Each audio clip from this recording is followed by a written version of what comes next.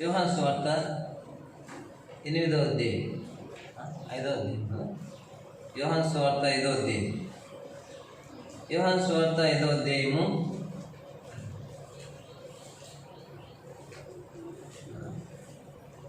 10 నుండి 15 వరకు లేదా 18 వరకు చదువుకుందాం. 10 నుండి 18 వరకు చదువుకుందాం. ఆ దినము విశ్రాంతి దినము గనుక యూదులు, ఇది విశ్రాంతి దినము కదా, నీవు నీ పరిపెత్తుకొనదగదే అని స్వస్థత నొందిన వానితో చెప్పిరి. పరిపెత్తుకొని నడుమని నాతో చెప్పినని వారు, నీ పరిపెత్తుకొని నడుమని నీతో చెప్పిన వాడెవడని వారిని అడిగిరి. ఆయన ఎవడో స్వస్థత నొందిన వానికి తెలియలేదు. ఆ చోటను గుంపు కూడి ఉండేది కనుక యేసు తప్పించుకొని పోయాడు. అటు తర్వాత యేసు దేవాలయంలో వారిని చూచి, ఇదిగో స్వస్థత నొందితివి, మరి ఎక్కువ కీడు నీకు కలగకుండానట్లు ఇకను పాపం చేయకమని చెప్పగా, వాడు వెళ్ళి యేసు తను స్వస్థపరిచిన వాడు యేసు అని యూదులకు తెలియజెప్పారు. ఈ కార్యములను విశ్రాంతి దినమున చేసినందున యూదులు యేసుని హింసించిరి. అయితే యేసు, నా తండ్రి ఇదివరకు పని చేయుచున్నాడు, నేనును చేయుచున్నానని వారికి ఉత్తరమిచ్చారు. ఆయన విశ్రాంతి దినాచారం మీరుట మాత్రమే గాక, దేవుడు తన సొంత తండ్రి అని చెప్పి తన్ను దేవునితో సమానునిగా చేసుకున్నాను గనుక, ఇందు నిమిత్తమును యూదులు ఆయనను చంపవలనని మరీ ఎక్కువగా ప్రయత్నం చేసిరి. ప్రభు సహాయం కొరకు చిన్న ప్రార్థన చేద్దాం. ప్రేమగల తండ్రి, ప్రభు అయిన యేసుక్రీస్తు నామమున మీకు వేలాది స్తోత్రములు, వందనములు చెల్లించుకుంటున్నాం.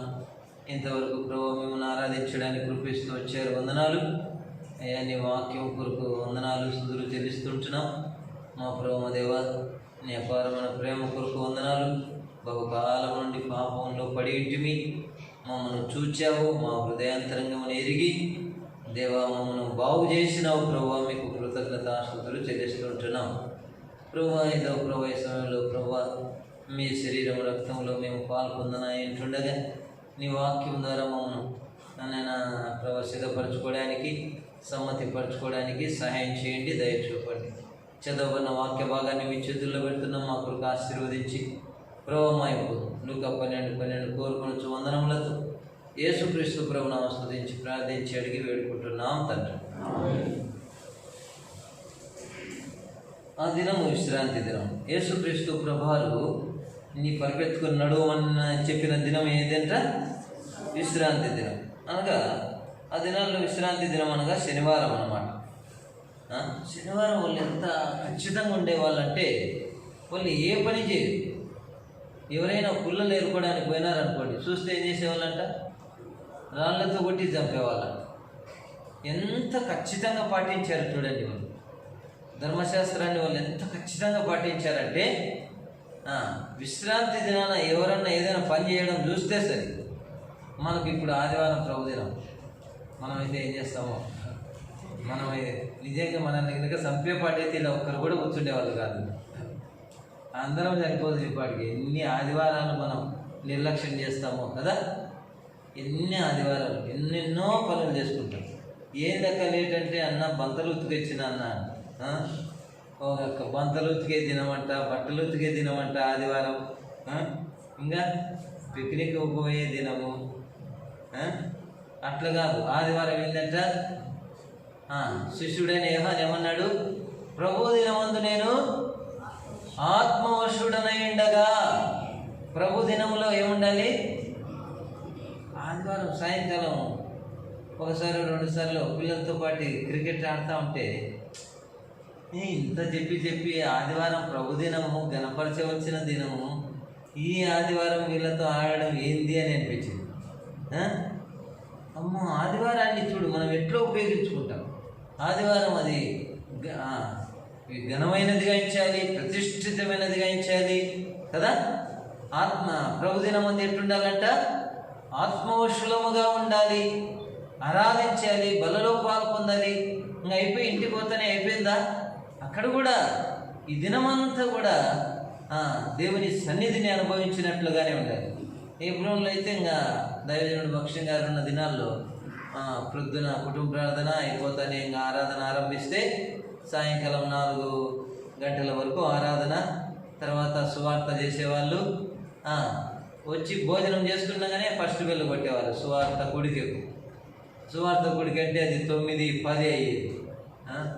ఇంకా చూడండి అంత దేవుని దినం, ఆ దినం అంతా కూడా ఎక్కువ దేవుని సన్నిధిలోనే గడపాలని వారు ఆశ కలిగి ఉండేవారు. చూడండి, ఆ దినం విశ్రాంతి దినం కనుక యూదులు విశ్రాంతి దినం నీవు పరిపెత్తుకున్న దగదే అని స్వస్థత నొందిన వారితో చెప్పింది. అందుకు వాడు, నన్ను స్వస్థపరిచిన వాడు నీ పరిపెత్తుకుని నడువమని నాతో చెప్పాను. నేను నన్ను బాగు చేసిన వాడు నీ పరిపెత్తుకుని నడవమన్నాడు.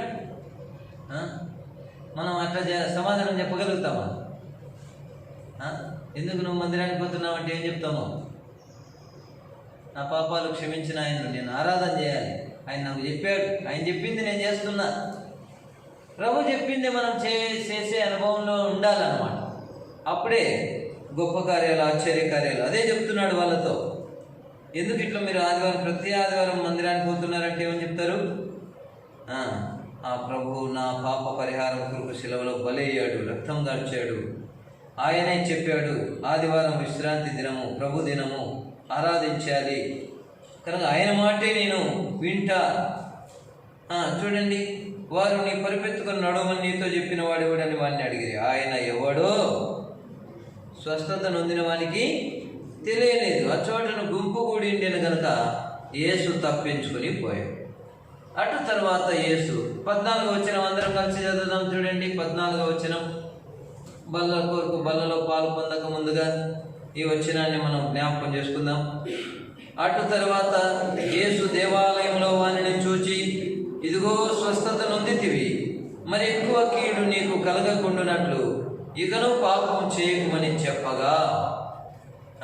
చూడండి, అక్కడ ఆ కొనేటి దగ్గర పడి ఉన్నప్పుడు చూచాడు యేసయ్య. ఇప్పుడు బాగైన తర్వాత దేవాలయంలో ఉన్నప్పుడు కూడా చూచాడు. ఇప్పుడు మనందరినీ కూడా చూస్తున్నాడు. ఒకప్పుడు ఎక్కడో పడి ఉంటే మనల్ని బాగు చేశాడు, మనల్ని కనికరించాడు. ఇప్పుడు దేవుని సన్నిధిలోనికి నడిపించాడు. ఏమంటున్నాడు? అటు తర్వాత యేసు దేవాలయంలో వానిని చూచి ఇదిగో స్వస్థత నొందితివి, మరి ఎక్కువ కీడు నీకు కలగకుండానట్లు ఇకను పాపం చేయకుమని చెప్పగా. చూడండి, అతడు పాపం చేసినందుకే ఆ రోగం వచ్చింది అనేది మనకు అర్థం అవుతా ఉంది కదా. ఇక పాపం చేయదు, ఇక పాపం చేస్తే మరి ఎక్కువ కీడు తెచ్చుకుంటావు నువ్వు అంటున్నాడు అనమాట. ప్రభు మనకు కూడా అదే చెప్తున్నాడు. వల్ల హెచ్చరికలు ఇంతకుముందు తెలిసి తెలియక దేవునికి వ్యతిరేకమైన కార్యాలు ఎన్నో చేశావు. ఇప్పుడు రక్షింపబడి ప్రభుని ఆరాధిస్తూ దేవుని సన్నిధికి వస్తూ దేవుని ఇంటిలో గడుపుతూ మరి ఎక్కువ కీడు కలగకుండానట్లుగా ఇక పాపం చేయొద్దు, ఇక పాపం చేస్తే మరి ఎక్కువ కీడు కలుగుతుంది అన్నట్లుగా ప్రభు తెలియజేస్తూ ఉంటున్నాడు. యెషయా గ్రంథం 1వ అధ్యాయం 16వ వచనం చూడండి. యెషయా గ్రంథం 1వ అధ్యాయం 16వ వచనం. మీరు లేట్గా చదివితే లేట్ అయ్యేదంటే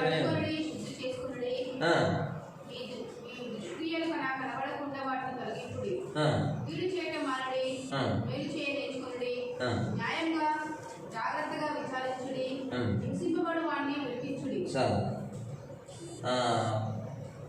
16వ వచనంలో, మిమ్మును కడుగుకొనుడి, శుద్ధి చేసుకొనుడి, మీ దుష్క్రియలు నాకు కనబడకుండా వాటిని తొలగింపుడి.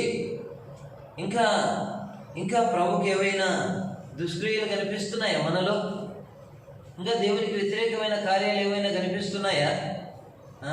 అవి ఏం చేయమంటున్నాడు? మీ దుష్క్రియలు నాకు కనబడకుండా వాటిని తొలగింపుడి, మిమ్మల్ని కడుగుకొనుడి, శుద్ధి చేసుకొనుడి.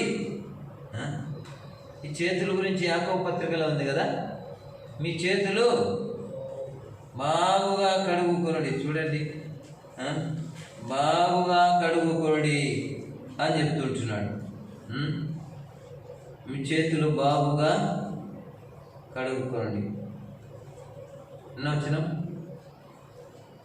పాపులారా 4:8 దేవుని యొద్దకు రండి, అప్పుడు ఆయన మీ యొద్దకు వచ్చును.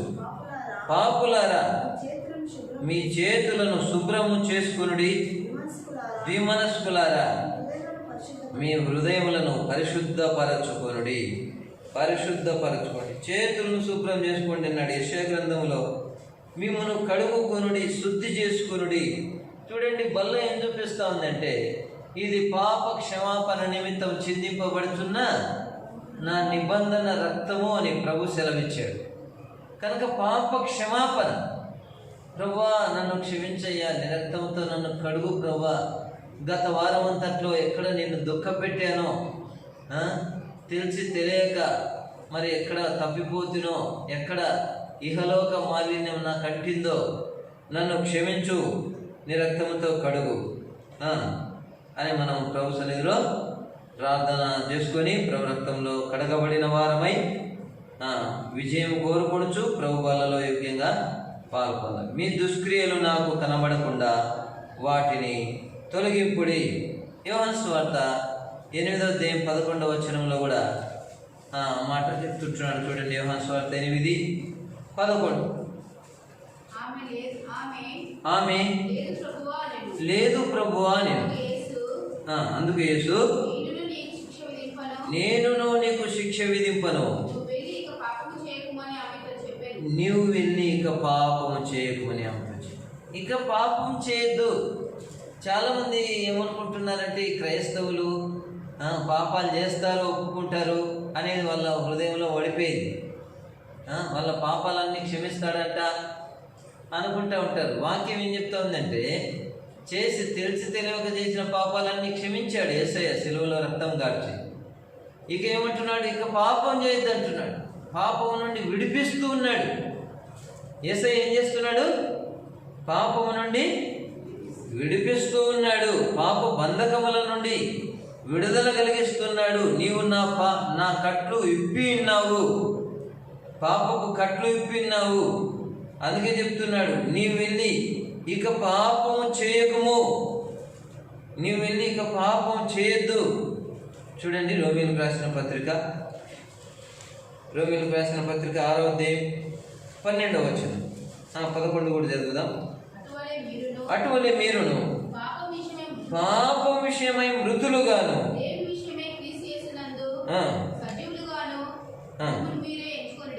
చూడండి, పాపం విషయమై చనిపోయిన వారముగా ఎంచుకోవాలంట.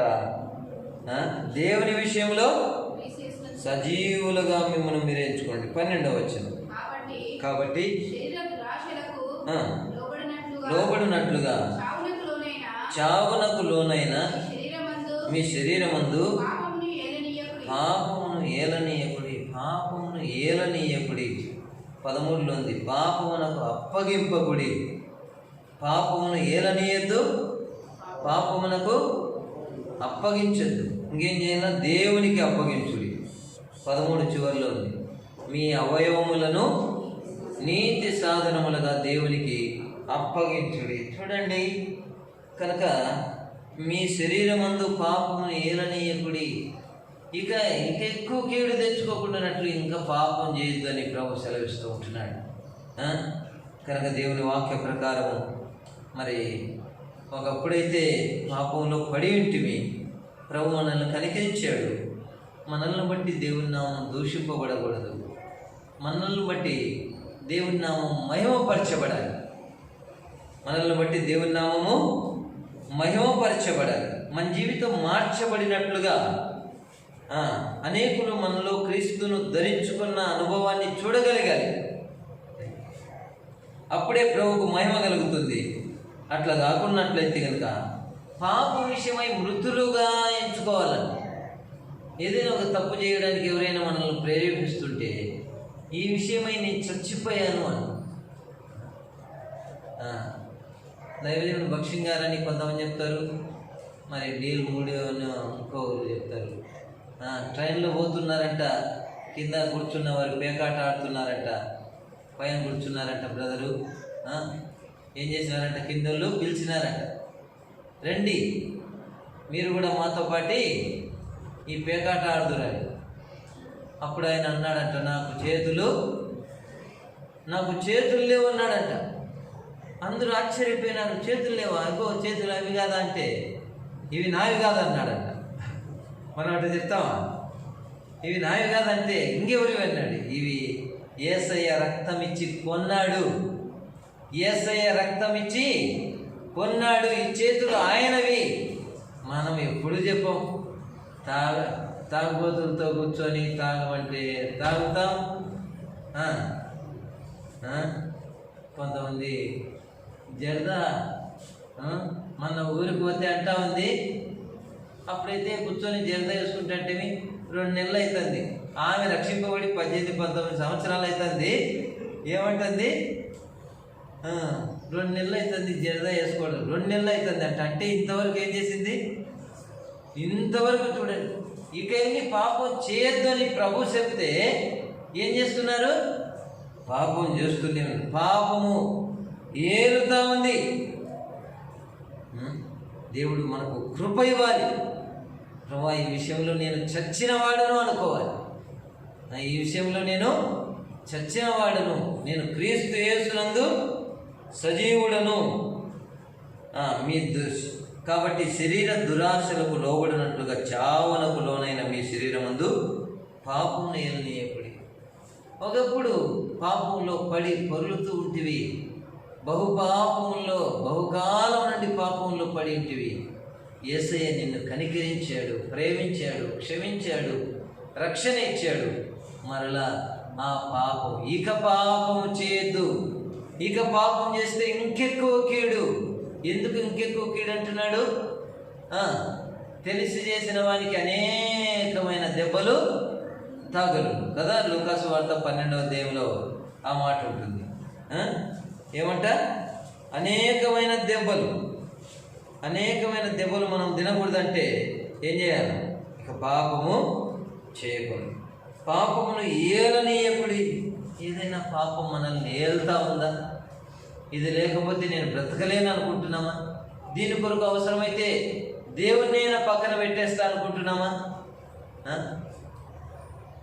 లేదు, నాకు దేవుడు కావాలి, దేవునికి ఇది ఇష్టం కాకపోతే నేను ఇది తొలగించుకుంటా అనేది చాలా మంచి లక్షణం. పాపమునకు అప్పగింపగుడి. పాపమును ఏలనీయకూడదు, పాపమునకు అప్పగింపకూడదు. దేవునికి అప్పగించుకోవాలి. మీ అవయములను నీతికి సాధనములుగా దేవునికి అప్పగించుడి. ఎంత కృప కలిగిన దేవుడు చూడండి.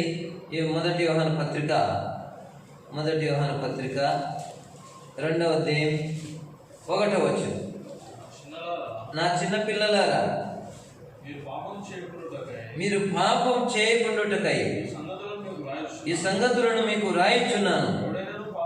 ఎవడైనాను పాపం చేసిన యెడల నీతిమంతుడైన యేసుక్రీస్తు అను ఉత్తరవాది తండ్రి యొద్ద నీతిమంతుడైన యేసుక్రీస్తు అను ఉత్తరవాది తండ్రి యొద్ద మనకున్నాడు. ఉత్తరవాది అనగా ఆదరణకర్త అని రాయబడింది. ఆయన ఒక మధ్యవర్తిగా, ప్రధాన యాజకుడుగా మనకున్నాడు. ఏదైనా ఒక తప్పు చేసామని చెప్పేసి దేవునికి దూరం అయిపోతూ ఉంటారు కొంతమంది. దూరం అయిపోతే ఆ పాపం క్షమించబడుతుందా? ఏమైనా కానీ ప్రభు యుద్ధనే ఆయన ప్రశస్తమైన రక్తాన్ని ఇచ్చాడు. ఎందుకొరకంట? ఇది పాప క్షమాపణ నిమిత్తం చిందింపబడుతున్న నా నిబంధన రక్తం. ఆనాడు గంగాలం అనేది పెట్టారు, ప్రత్యక్ష గుడారం. దేని కొరకు? వచ్చిన వారందరూ కాలు చేతులు కడుక్కోవడానికి కదా. ఇప్పుడు ఈ వారం అంతా నేను ఒక్క చిన్న తప్పు కూడా చేయలేదని వాళ్ళు ఒక్కరమన్నా ధైర్యంగా చెప్పగలుగుతామా? ధైర్యంగా మనమేమి పెద్ద తప్పులు చేసి ఉండకపోవచ్చు.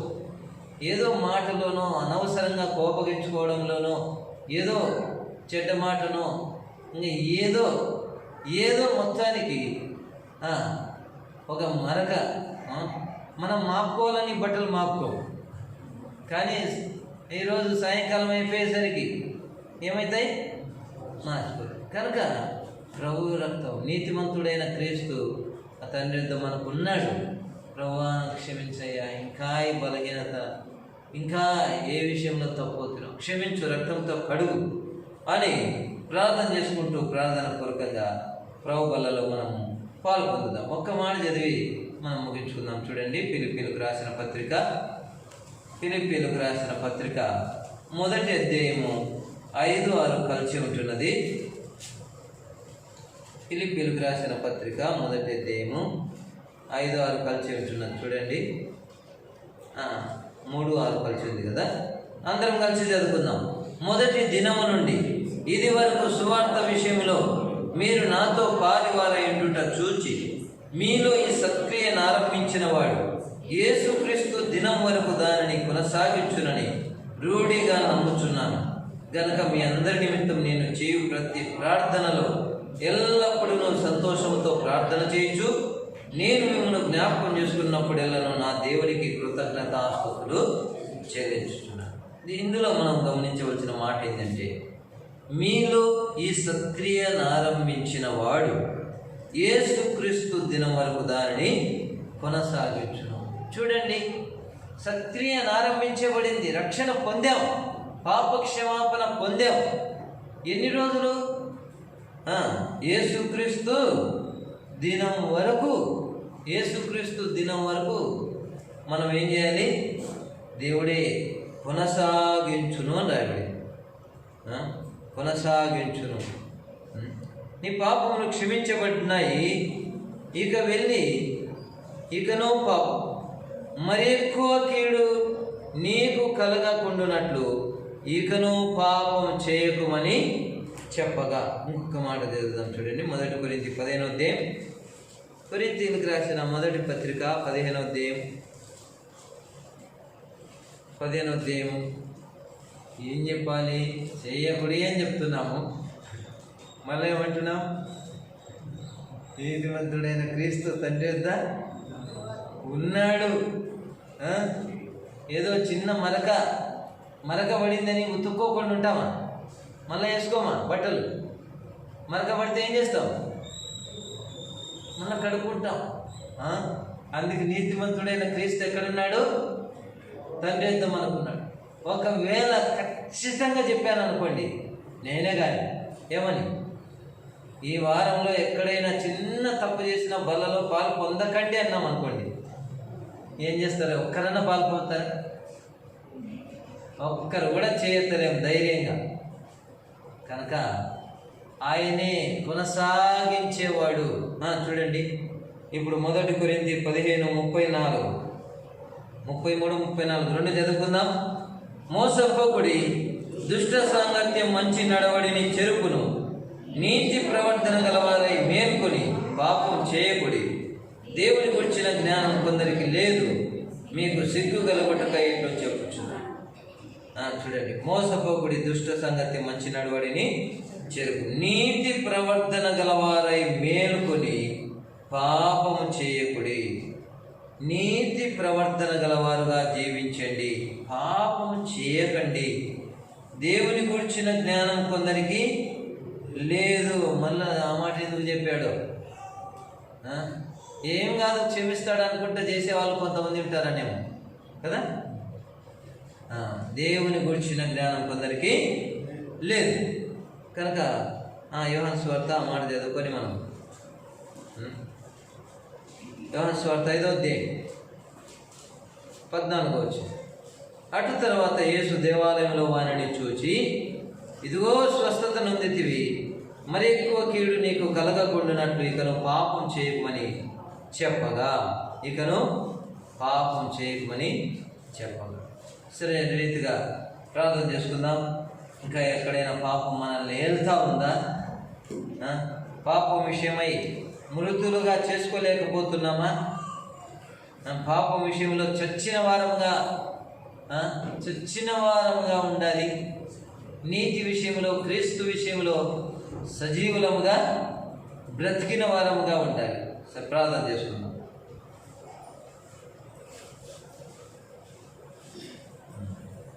ప్రభు వల్ల గెలిచేవాళ్ళు బ్లౌజెస్ తెచ్చారు, వేసుకుందాం. వాటిని వేసుకొని కార్యం చేద్దాము. మీ యొద్దకు బల్ల తీసుకొని రాబడుతుంది. అంటే బల్ల అంటే చిన్న ప్లేట్లో పెట్టిస్తున్నాము, చిన్న గ్లాసులో పెట్టిస్తున్నాము. మీది మీరు తీసుకొని మీ దగ్గరే పెట్టుకోండి. వాళ్ళు కూడా తీసుకోవద్దు, గ్లౌజ్ వేసుకొని బ్రదర్సే అందిస్తారు. మీకు బ్రదర్సే అందిస్తారు.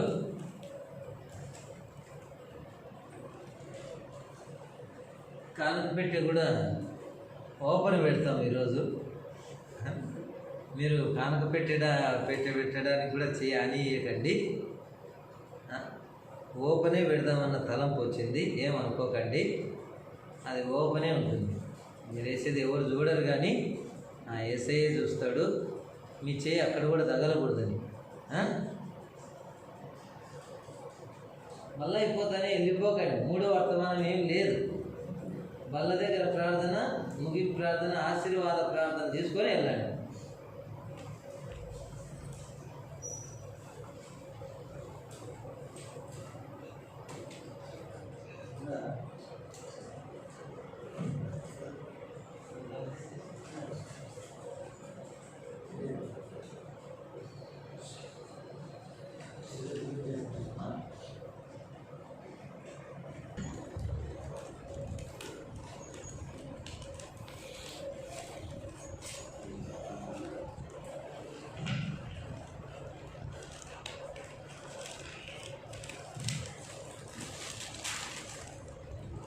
ప్రార్థన చేద్దాం.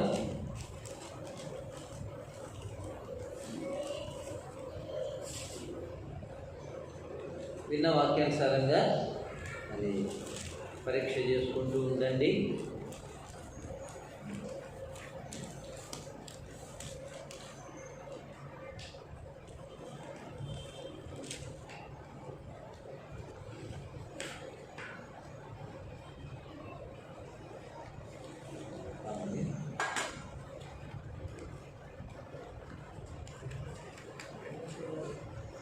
ప్రేమల తండ్రి, దయగల దేవ, గొప్ప దేవ, ఘనమైన దేవ, సర్వశక్తిమంతుడ, సర్వాధికారి యేసుక్రీస్తు ప్రభువు నామమున నీకు వేలాది స్తోత్రములు, వందనములు చెల్లించుకుంటున్నాం దేవ. అయ్యా, నీ ప్రశస్తమైన ప్రోక్షణకి తెచ్చుకుంటున్నాం ప్రభు. 38 సంవత్సరముల నుండి ఆయన పడిన వ్యక్తిని మా ప్రభు దేవ అతడు చూశావు. అతడు ఆ స్థితిలో బహుకాలం ఉండుట ఎరిగి స్వస్థపడగోరుచున్నావని అడిగావు దేవా. వ్యక్తి ఎవరు నాకు సాయం చేయలేదన్నప్పుడు ప్రభా, దయగలిగిన దేవుడు ప్రభా, మీరు ఆ వ్యక్తిని బాగు చేశారు. నీవు లేచి నీ పరిపెత్తుకొని నడువన్నారు. వెంటనే అతడు పరిపెత్తుకొని స్వస్థత పొంది పరిపెత్తుకొని నడిచాడు. ప్రభా, వందనాలు స్తుతులు చెల్లిస్తున్నామయ్యా. మేము బహుకాలం నుండి పాపంలో పడి ఇంటిమి, మా ఎడల దయ చూపినావు. మాకు గొప్ప రక్షణ ఇవ్వడానికి ప్రాణం పెట్టావు సెలవులో. నైనా నీ ప్రశస్త రక్తంలో మా పాపములన్నీ కడిగినావు దేవా. మీకు హృదయమాన కృతజ్ఞతాస్తుతులు చెల్లిస్తూ ఉంటున్నాం. ఇదో ప్రభా, ఈ సమయంలో ఆ వ్యక్తిని దేవాలయంలో చూచాం. ఇదిగో స్వస్థత నుండి మరెక్కువ కీడు కలగకుండానట్లు ఇక పాపం చేయదు. అయ్యా, మాకు కూడా అదే సెలవిస్తున్నావు. ఇక పాపం చేయదు, మరెక్కువ కీడు ఉంది ప్రభా. దయచేసి సాయం చేయండి. పాపం విషయమై మృతులముగా, క్రీస్తు విషయమై సజీవులంగా మేము జీవించుటకు సాయం చేయండి. పాపం ఏలకుండా పాపము నాయన కాపాడు దేవా. దేవా, దయచూపమని ప్రార్థన చేసుకుంటున్నాం నాయన. కనికరించండి, ప్రభుత్వం పెట్టండి. మా దయల దేవా, కృపల తండ్రి, నీ పాదాలు పట్టుకుంటున్నాం. నీతిమంతుడైన క్రీస్తు అని ఉత్తరవాది తండ్రి ఎంతో మనకున్నాడని మాట కొరకు వందనాలు దేవాన్ని స్తుతించుకుని ఆడుకుంటున్నాం. నీతి ప్రవర్తన గలవారై పాపం చేయకుడి. దేవుని గురించిన జ్ఞానం కొందరికి లేదు. అయ్యా నాయనా, కనికరించు, క్షమించు, రక్తంతో కడుగుదేవ. ఇదో ప్రభు, మా కొరకే శిలువలో మీరు బలైనారు నాయనా. మీ శరీరాన్ని, మీ కొరకై విరవబడిన నా శరీరంని ఇచ్చావు. ఇది పాప క్షమాపణ నిమిత్తం చెల్లింపబడి నిబంధనలతోనే దీంట్లో పాలు పొందమని తెలియజేశారు. వందనాలు నాయనా. ఈ యొక్క రొట్టెను మీ శరీరంగా ఆశీర్వదించండి, ఈ పాత్రను మీ రక్తంగా ఆశీర్వదించు. ఇందులో యోగ్యంగా పాల్పొందినట్లు సహాయం చేయండి. వందనములతో యేసుక్రీస్తు ప్రభువు నామమున స్తుతించి ప్రార్థించి అడిగి వేడుకుంటున్నాం తండ్రి.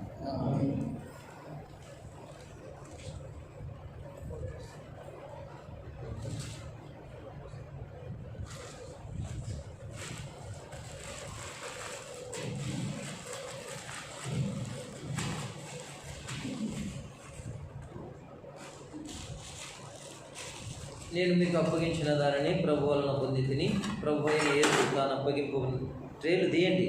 ఎప్పుడు రెడీ చేస్తారా అవన్నీ? నేను ప్రార్థన చేసుకుంటే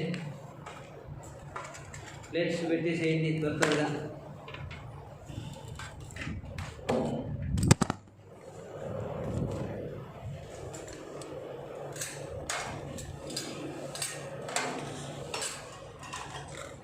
నేను మీకు అప్పగించిన దానిని ప్రభువులను పొంది తిని ప్రభు అయిన యేసు తాను అప్పగింపుకున్న రాత్రి గొర్రెట్టుకొని కృతజ్ఞతాస్తుతులు చెల్లించి ఇది మీ కొరకై విరవబడిన నా శరీరము, నన్ను జ్ఞాపకం చేసుకోవడానికై దీన్ని చేయడం చెప్పాను.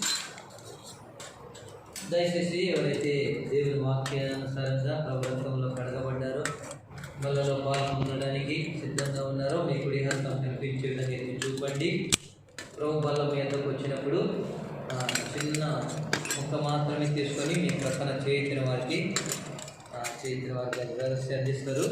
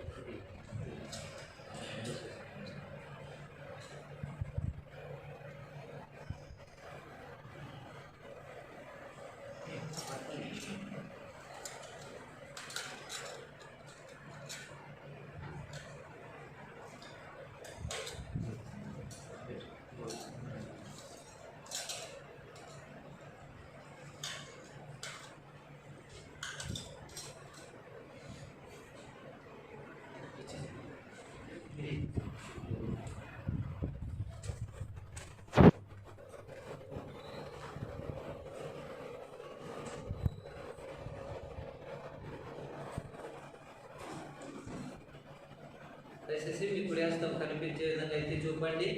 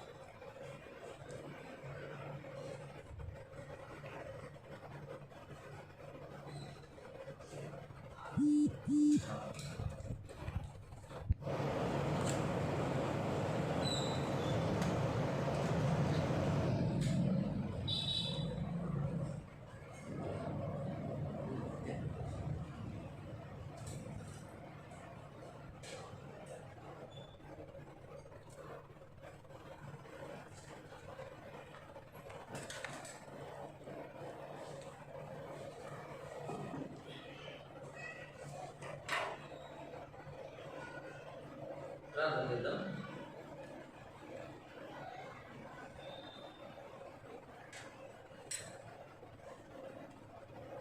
తండ్రి, ప్రభు అయిన యేసుక్రీస్తు నామమున మీకు వేలాది స్తోత్రములు వందనములు చెల్లించుకుంటున్నాం.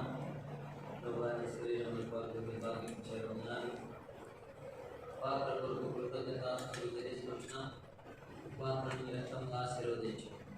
ఇందులో దయచేసి పాల్గొనడానికి సాయం చేయమని, ఇది పాప క్షమాపణ నిమిత్తం చిందింపబడుతున్న నిబంధన రక్తం సెలవించిన వందనాలు. ఆయన నిరతంలో మా ప్రతి పాపం కడిగి పవిత్రపరిచారు. మా ప్రభావ పాపం ఏలకుండా ఆయన పాపంలో పడిపోకుండా ఆయన మా ప్రభావం దేవా దయచేసి సాయం చేసుకోమని, క్రీస్తు విషయమై సజీవులుగా జీవించడానికి సాయం చేయమని కోరు. ఈ పాత్రను మీ రక్తంగా ఆశీర్వదించండి. అందరూ కూడా యోగ్యంగా పాల్గొనడానికి సిద్ధపడుతున్నాం. యేసు ప్రభువును ప్రార్థించి అడిగి వేడుకుంటున్నాం. ఆమేన్.